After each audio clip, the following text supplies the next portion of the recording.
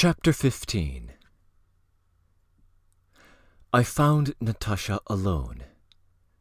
She was walking slowly up and down the room, with her hands clasped on her bosom, lost in thought.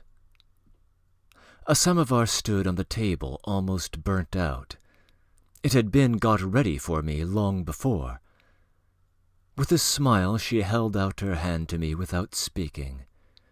Her face was pale and had an expression of suffering. There was a look of martyrdom, tenderness, patience in her smile. Her clear blue eyes seemed to have grown bigger. Her hair looked thicker from the wanness and thinness of her face. "I began to think you weren't coming," she said, giving me her hand. "I was meaning to send Mavra to inquire. I was afraid you might be ill again." "No, I'm not ill. I was detained. I'll tell you directly. But what's the matter, Natasha? What's happened?" "Nothing's happened," she answered, surprised. "Why?" "Why, you wrote yesterday for me to come, and fixed the hour that I might not come before or after, and that's not what you usually do." "Oh, yes. I was expecting him yesterday." "Why, hasn't he been here yet?" "No.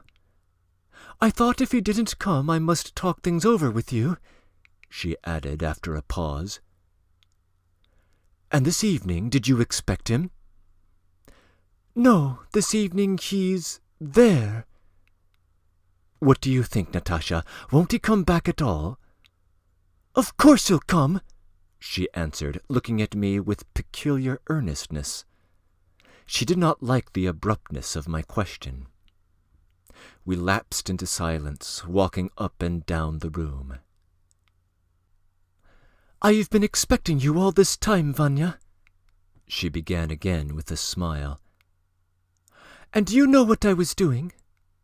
I've been walking up and down reciting poetry.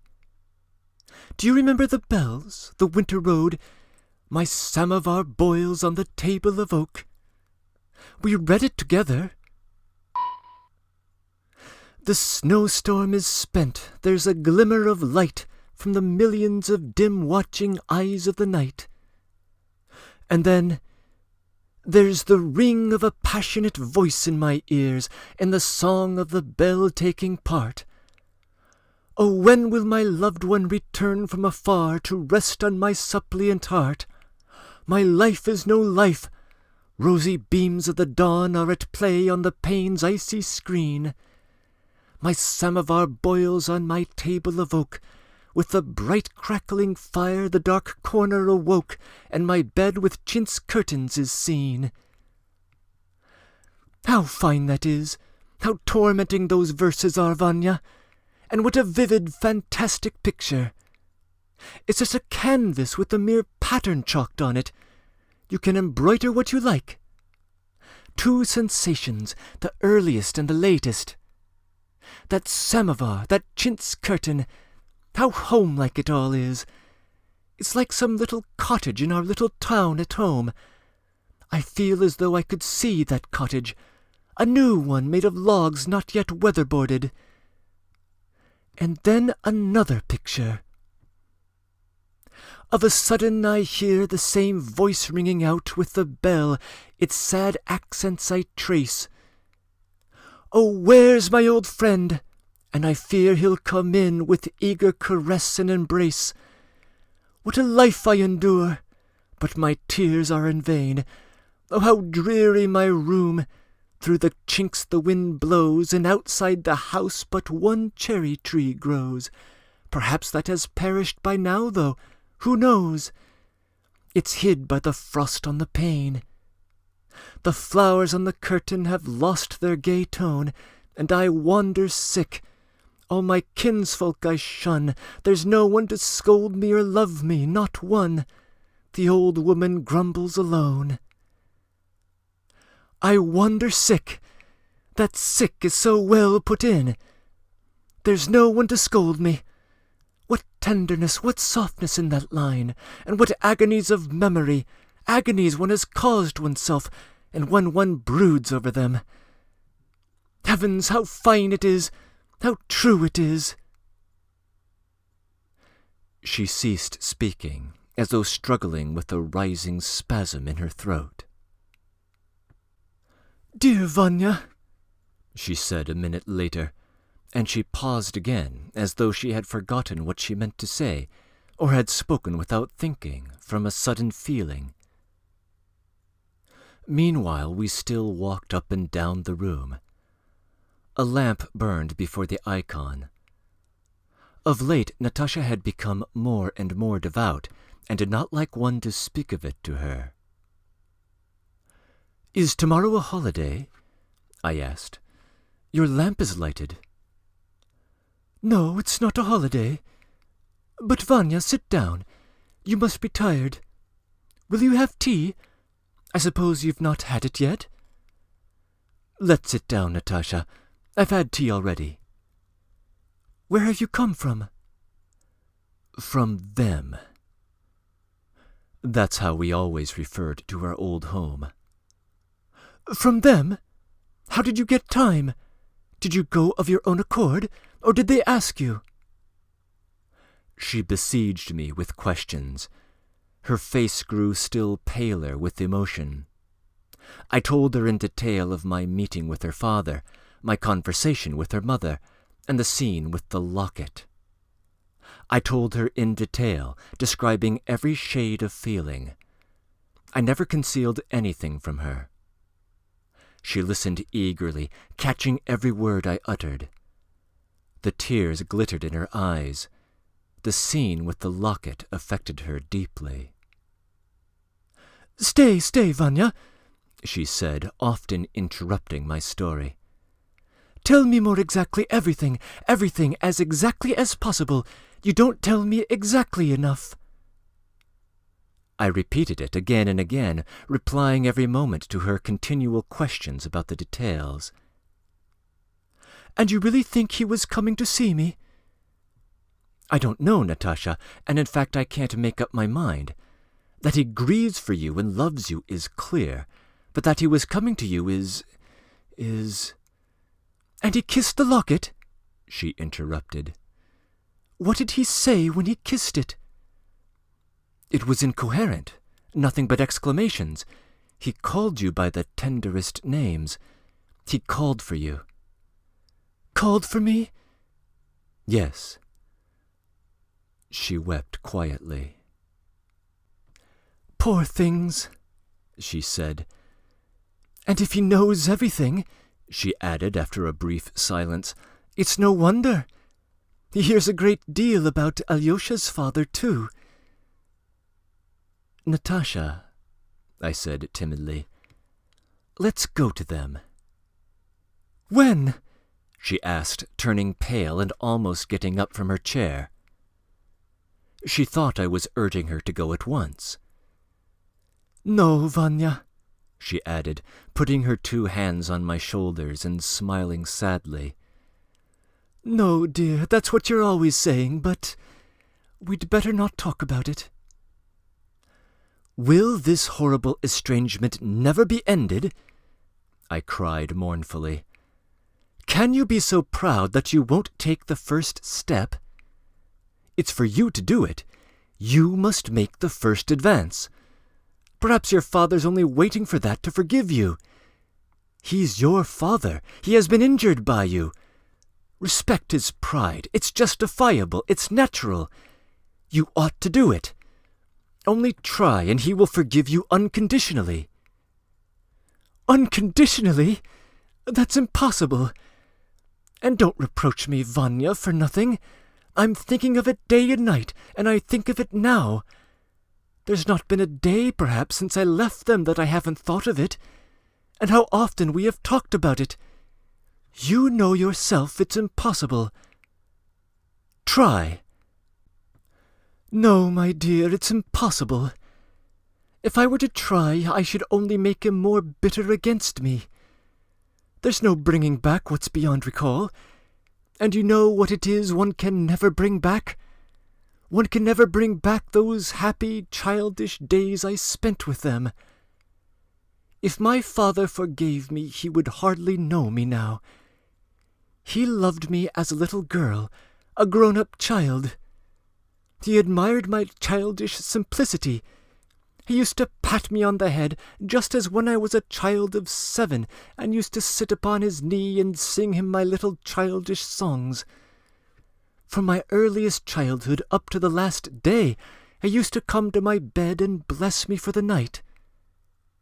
A month before our troubles, he bought me some earrings as a secret, but I knew all about it, and was as pleased as a child, imagining how delighted I should be with the present, and was awfully angry with everyone, and with me especially, when he found out that I had known all about his buying the earrings for a long time.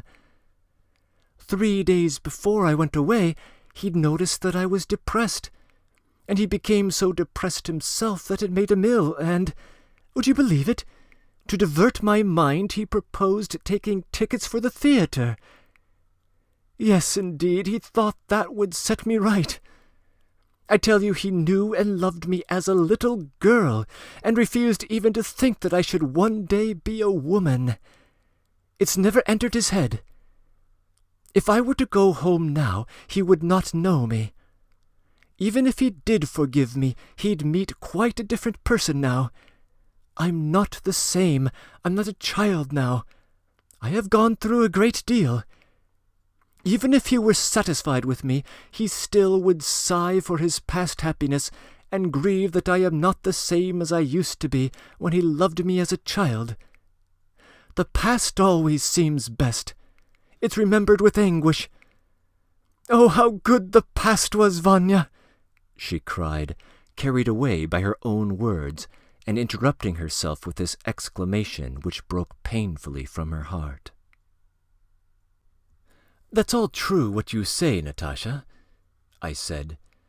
"So he will have to learn to know and love you afresh, to know you especially.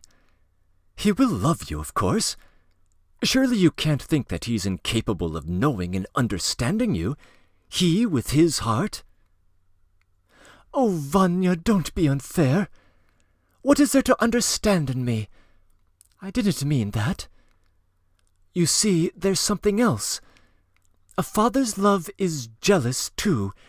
He's hurt that all began and was settled with Alyosha without his knowledge, that he didn't know it and failed to see it. He knows that he did not foresee it, and he puts down the unhappy consequences of our love and my flight to my ungrateful secretiveness. I did not come to him at the beginning. I did not afterwards confess every impulse of my heart to him. On the contrary, I hid it in myself. I concealed it from him, and I assure you, Vanya, this is secretly a worse injury, a worse insult to him than the facts themselves, that I left them and abandoned myself to my lover. Supposing he did meet me now like a father, warmly and affectionately, yet the seed of discord would remain. The next day or the day after, there would be disappointments, misunderstandings, reproaches. What's more, he won't forgive without conditions, even if I say, and say it truly from the bottom of my heart, that I understand how I have wounded him and how badly I've behaved to him. And though it would hurt me if he won't understand how much all this happiness with Alyosha has cost me myself, what miseries I have been through, I will stifle my feelings, I will put up with anything, but that won't be enough for him.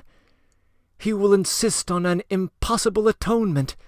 He will insist on my cursing my past, cursing Alyosha and repenting of my love for him. He wants what's impossible, to bring back the past and to erase the last 6 months from our life.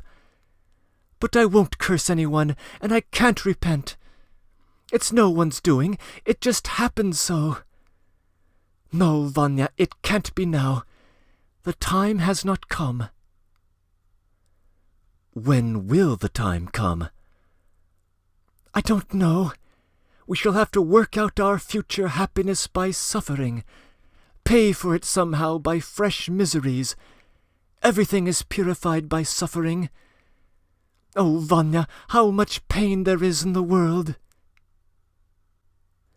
I was silent and looked at her thoughtfully. "Why do you look at me like that, Alyosha? I mean, Vanya," she said, smiling at her own mistake. "I am looking at your smile, Natasha. Where did you get it? You used not to smile like that." "Why, what is there in my smile?" "The old childish simplicity is still there, it's true. But when you smile, it seems as though your heart were aching dreadfully. You've grown thinner, Natasha, and your hair seems thicker. What dress have you got on? You used to wear that at home, didn't you?" "How you love me, Vanya," she said, looking at me affectionately. "And what about you? What are you doing? How are things going with you?" "Just the same. I'm still writing my novel, but it's difficult. I can't get on. The inspiration's dried up. I dare say I could knock it off somehow, and it might turn out interesting. But it's a pity to spoil a good idea. It's a favorite idea of mine. But it must be ready in time for the magazine. I've even thought of throwing up the novel and knocking off a short story, something light and graceful and without a trace of pessimism. Quite without a trace. Everyone ought to be cheerful and happy." "You're such a hard worker, you poor boy. And how about Smith?" "But Smith's dead." "And he hasn't haunted you?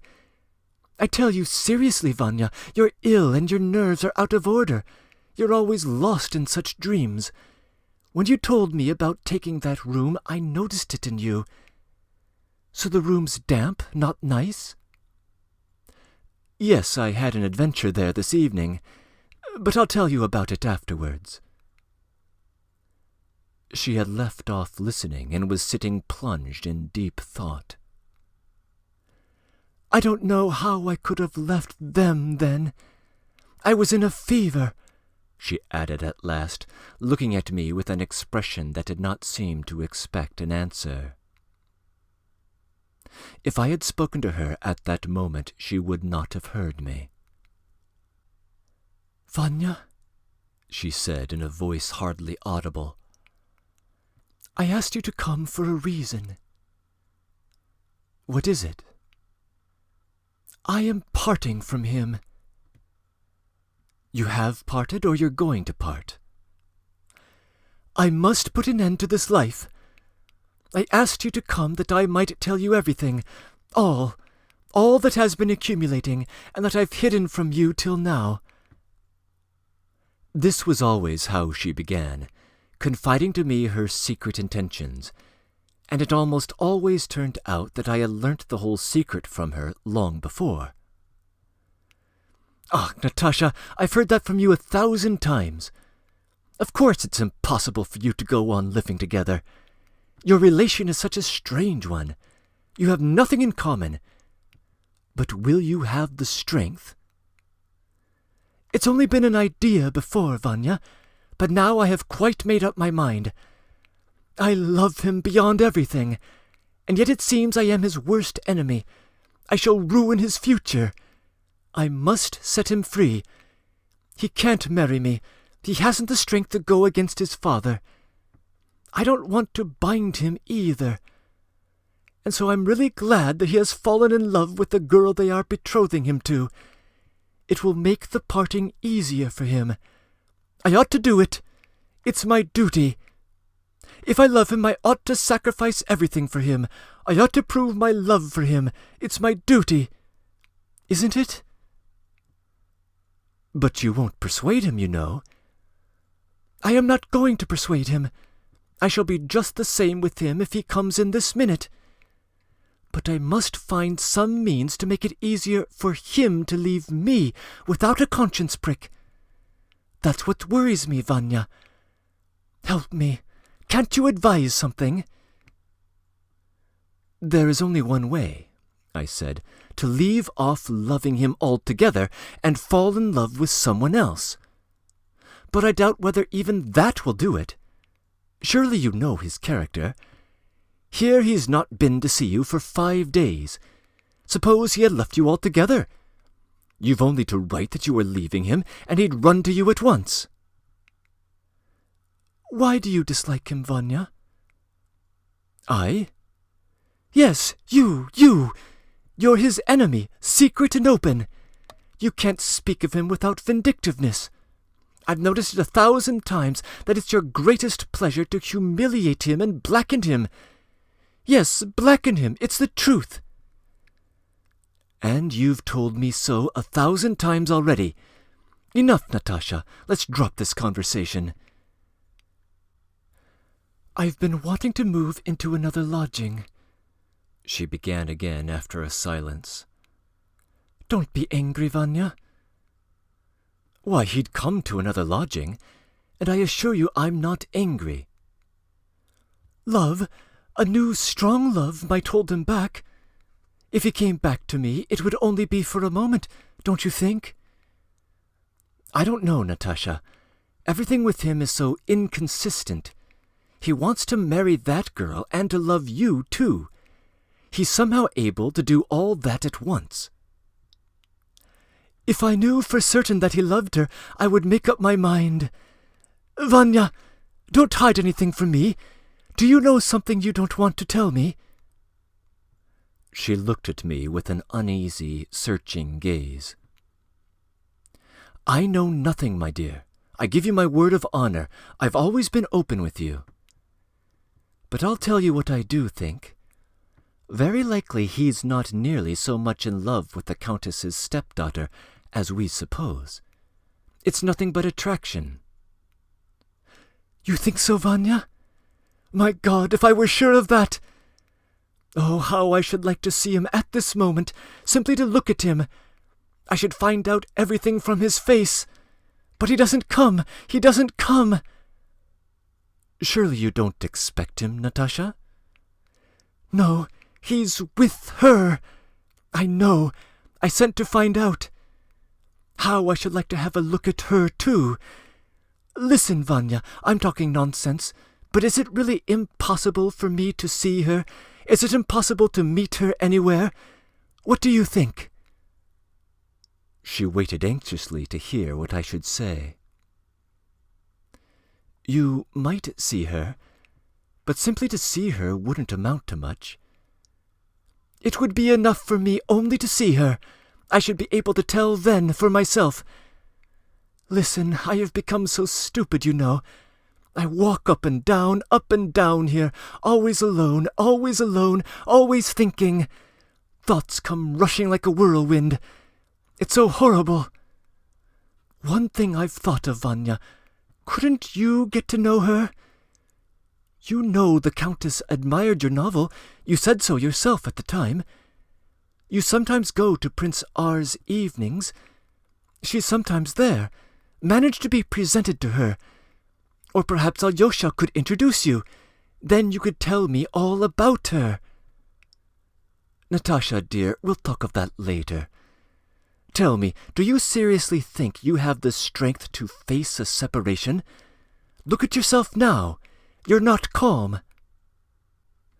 "I shall have," she answered, hardly audibly.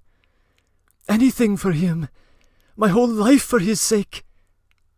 But you know, Vanya, I can't bear his being with her now, and having forgotten me. He is sitting by her, talking, laughing, as he used to sit here, do you remember? He's looking into her eyes. He always does look at people like that. And it never occurs to him that I am here with you." She broke off without finishing and looked at me in despair. "Why, Natasha, only just now you were saying—" "Let's separate both at once, of our own accord," she interrupted with flashing eyes. "I will give him my blessing for that. But it's hard, Vanya, that he should forget me first. Ah, Vanya, what agony it is! I don't understand myself. One thinks one thing, but it's different when it comes to doing it. What will become of me?" "Hush, hush, Natasha, calm yourself. And now it's 5 days. Every hour, every minute. If I sleep, I dream of nothing but him, nothing but him.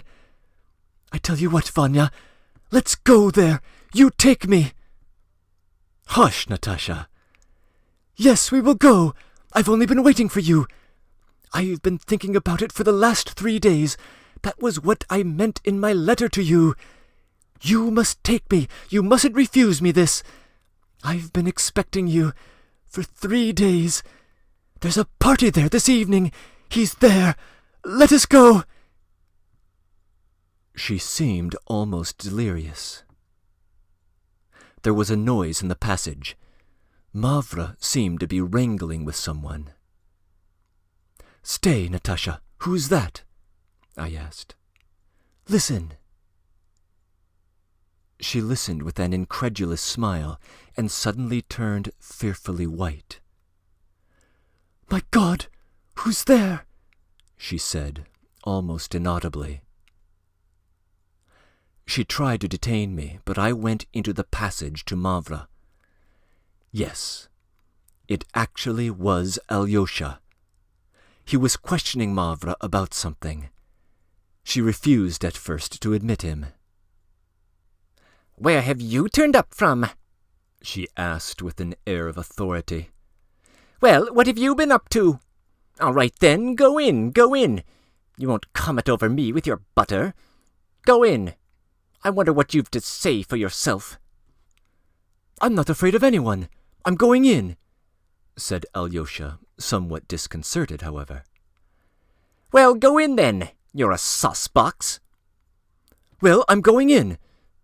"Oh, you're here too," he said, catching sight of me. "How nice it is that you're here. Well, here I am, you see. What had I better do?" "Simply go in," I answered. "What are you afraid of?" "I'm not afraid of anything, I assure you, for upon my word I'm not to blame." "You think I'm to blame? You'll see. I'll explain it directly." "Natasha, can I come in?" he cried with a sort of assumed boldness, standing before the closed door. No one answered. "What's the matter?" he asked uneasily. "Nothing. She was in there just now," I answered. "Can anything—" Alyosha opened the door cautiously and looked timidly about the room. There was no one to be seen. Suddenly he caught sight of her in the corner, between the cupboard and the window. She stood as though in hiding, more dead than alive. As I recall it now, I can't help smiling. Alyosha went up to her slowly and warily. "Natasha, what is it? How are you, Natasha?" he brought out timidly, looking at her with a sort of dismay. "Oh, it's all right," she answered in terrible confusion, as though she were in fault. Will you have some tea?" "Natasha, listen," Alyosha began, utterly overwhelmed. "You're convinced, perhaps, that I'm to blame, but I'm not a bit. You'll see, I'll tell you directly." "What for?" Natasha whispered. No, you needn't. Come, give me your hand, and it's over, the same as before." And she came out of the corner. A flush began to come into her cheeks. She looked down as though she were afraid to glance at Alyosha. "Good God!" he cried ecstatically. "If I really were to blame, I shouldn't dare look at her after that. Look! He exclaimed, turning to me. "She thinks I am to blame. Everything's against me. All appearances are against me. I haven't been here for 5 days. There are rumors that I'm with my betrothed. And what? She has forgiven me already. Already, she says, 'Give me your hand and it's over.' Natasha, my darling, my angel, it's not my fault, and you must know that, not the least little bit. Quite the contrary. But you were to be there now. You were invited there now. How is it you're here? What time is it?" "10:30. I have been there. But I said I wasn't well and came away. And it's the first time I've been free these 5 days. It's the first time I've been able to tear myself away and come to you, Natasha. That is, I could have come before, but I didn't on purpose. And why? You shall know directly. I'll explain. That's just what I have come for, to explain. Only this time I'm really not a bit to blame. Not a bit, not a bit." Natasha raised her head and looked at him. But the eyes that met her were so truthful, his face was so full of joy, sincerity, and good humor, that it was impossible to disbelieve him. I expected that they would cry out and rush into each other's arms, as had often happened before at such reconciliations. But Natasha seemed overcome by her happiness. She let her head sink on her breast and began crying softly. Then Alyosha couldn't restrain himself. He threw himself at her feet. He kissed her hands, her feet. He seemed frantic. I pushed an easy chair towards her. She sank into it. Her legs were giving way beneath her. Breaking in. The verses that Natasha quotes at length come from an 1854 poem by I.XV, entitled The Bell. It is a somewhat complicated poem with two different voices, a man's and a woman's, where the woman might be just a part of the man's imagination or memory. In each stanza, the man is the one who hears the female voice with the sound of the bell, but it is the female voice which carries most of the lines. In the first stanza quoted here, she is eagerly expecting her lover. In the second, her lover has been lost, and she expresses her feelings of abandonment. The poem contains a veiled eroticism, especially in the first stanza, which is slightly obscured by the translation. The parallelism between the female voice of the poem and Natasha's current situation should be fairly clear. This is the end of part 1 of our 4-part novel, and so now might be a good time to pause and to take stock of the plot so far. Of our 2 plot lines, one has just barely begun. We know that Vanya has moved into the lodging of the now-deceased Jeremy Smith, and that Smith's destitute, waifish granddaughter of 12 or 13 is strangely terrified by the fact that Vanya knows roughly where she lives. This plot line will gain significant momentum in Part 2. The other story arc, concerning the Ichmeniev and Valkovsky families, has been thoroughly developed, and we now have the chessboard set up. Prince Valkovsky acts as though he believes 2 bits of slander about his former steward. Both that he once embezzled money over the sale of some forest land, and that he attempted to use Natasha to seduce Alyosha in order to get access to the family fortune through marriage. Both of these are lies, but one is given the appearance of truth because of the ill-advised love affair between Natasha and Alyosha.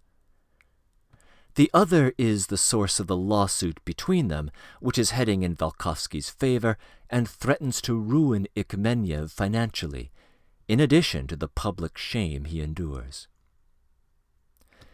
To make matters worse, the illicit love affair itself is in a precarious position, since Prince Valkovsky wants his son to marry the young, wealthy heiress Katerina Fyodorovna, and so to gain access to her 3 million rubles. The rumor is that Alyosha is himself attracted by this girl, which makes Natasha's position near impossible. Several relationships are of interest here, but the primary fault line for the purpose of the plot lies between Natasha and her father. Nikolai Sergeyevich is caught between his love of his daughter and his wounded dignity, which he thinks would be shattered altogether if he sought out reconciliation with the very person who has done so much to ruin his life. Natasha would seek the forgiveness of her father, but believes, with good reason, that forgiveness would be offered only under terms that she could never accept. But thus estranged from her father, all Natasha's hopes rest with the flighty Alyosha, despite her self-sacrificial willingness to give him up for his own good.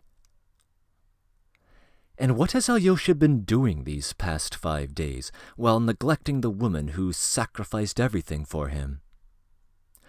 That is where we will pick things up as the curtain rises on Part 2. End of comments.